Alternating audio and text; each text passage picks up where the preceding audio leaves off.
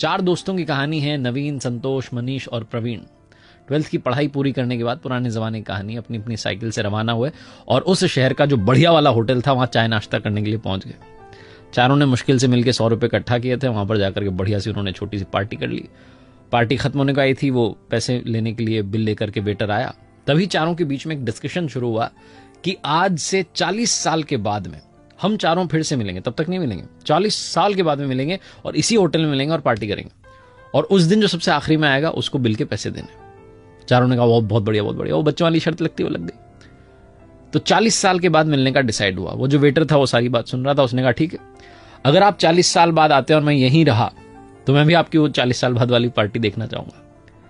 40 साल कब बीत गए मालूम नहीं चला। पूरे शहर का नक्शा बदल गया, मल्टी स्टोरी बिल्डिंग बन गई, फ्लाईओवर बन गए, सब कुछ चेंज हो गया।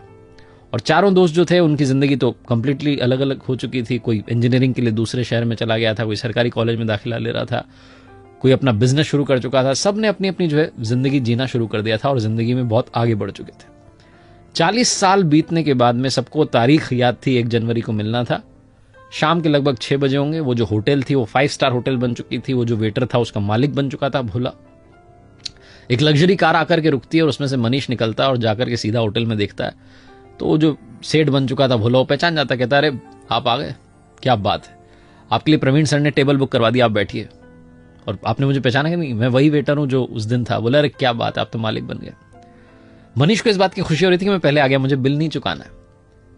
मनीष बैठा ही था कि थोड़ी देर के अंदर जो है संतोष आ गया। संतोष कहने लगा कि मैं तो बहुत बड़ा बिल्डर बन गया हूं। मनीष कह रहा था मेरी तो ज्वेलरी के शोरूम चल रहे हैं 3-4।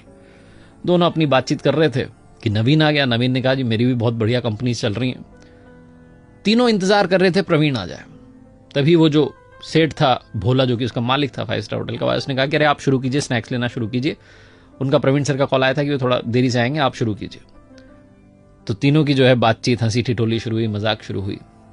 थोड़ा और टाइम बीत गया, 7:30-8 बजने को आया। फिर से वो आया। सेठ जो था उसने कहा आप डिनर शुरू कीजिए। उन्होंने ऑर्डर कर दिया, कह रहे हैं मैं आता ही हूं। तीनों को लगा कि आ ही जाएगा प्रवीण। उन्होंने डिनर कर लिया। डिनर करने के बाद उन्हें लगा कि प्रवीण तो आया ही नहीं। उन्हें अंदर से थोड़ा बुरा भी लग रहा था कि दोस्त से नहीं मिले। और वो भारी मन से सोच रहे थे कि अब बिल पे करते हैं, निकलते हैं। तभी वापस से सेठ आया भोला। उसने कहा कि आपका बिल जो है पे कर दिया गया है।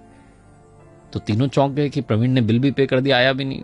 बाहर निकलने वाले थे कि गेट पर एक लड़का जो है गाड़ी में से उतरता है, दौड़ के आता है और इनके चरण छू लेता है, इनको प्रणाम करके कहता है अंकल नमस्ते, मैं आपके दोस्त प्रवीण जी का बेटा हूं। मेरे पिता जो हैं शिक्षक बन गए थे और मुझे इस काबिल बनाया कि मैं इस शहर का कलेक्टर बन गया।